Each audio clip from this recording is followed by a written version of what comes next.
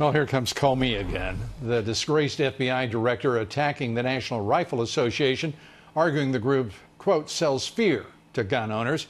Isn't he clever? Comey's rhetorical attack coming a day before the president is set to speak at the NRA convention. Just who is this guy? Well, we're going to find out that and a little more as we talk with former strategist to President Trump, Fox News national security strategist Sebastian Gorka. Great to see you, Seb. What do you think this fired FBI director, who looks like, for all the world, one of the most corrupt and inept people simultaneously that we've ever had in the Justice Department in any capacity?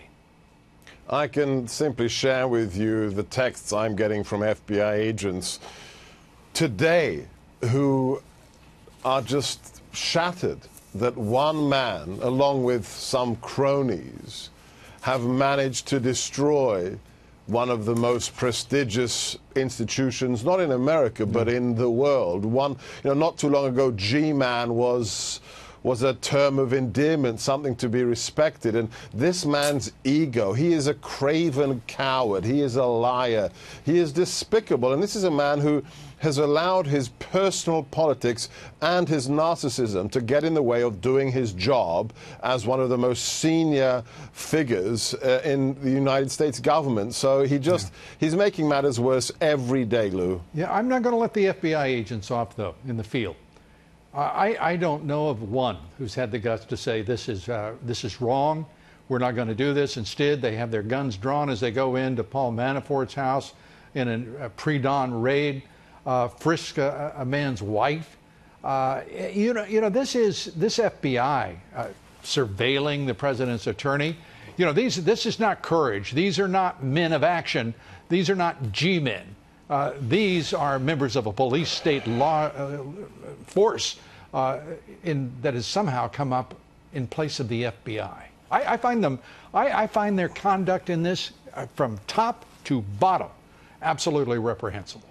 I too have to admit, and I haven't said this before, that I am saddened, truly saddened, because before I came into the White House, my day job is I had a company training FBI agents and analysts, and I worked with literally thousands of them over the course of 5-6 years. And you're right. You'll always find people who will obey the orders in any country, and these are the people that are used in these raids, frisking a woman and so forth. My issue is a more subtle one. Why have we not seen just one whistleblower from within the FBI, thousands of agents, analysts? It's the same statement. They're not standing up against corruption. They're not standing up against a corrupt and inept leadership that has driven the FBI into the ground. It is just, to me, astounding. They have thrown away heritage, a storied history, and don't seem to give much of a damn. Apparently, they're more interested in a pension than they are in their own personal integrity. There's if you go to Quantico, as I've done dozens and dozens of times, you'll see on the plaque the letters FBI are actually turned into a motto for all new agents, and they stand for fidelity, bravery, and integrity. And I have issues with the last one. Where's the integrity? I just want to see one, maybe two. There should be a C in it, too. There should be competent. I mean, you go through the list here, Seb. I mean, the list of failures in law enforcement, the list of failures in counterintelligence.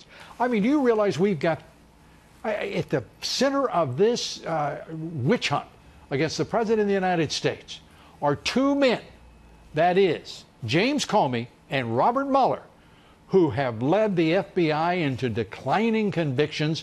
Their failures on both law enforcement, failures in national security, they are the ones who couldn't even find and detect and respond to Russian information warfare against the United States.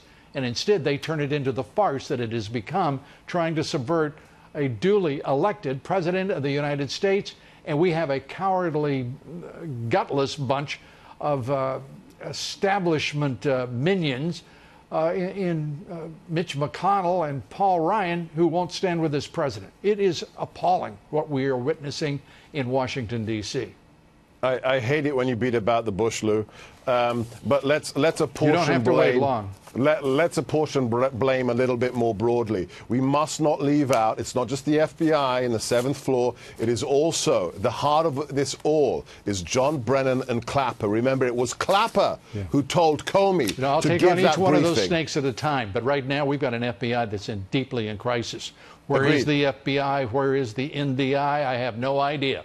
But I do know this. They all failed to create a response to Russian information warfare in the heart of our election, which they said they were so concerned about when it came to Donald Trump, but they couldn't even detect. These are three absolutely incompetent and corrupt individuals, as you say.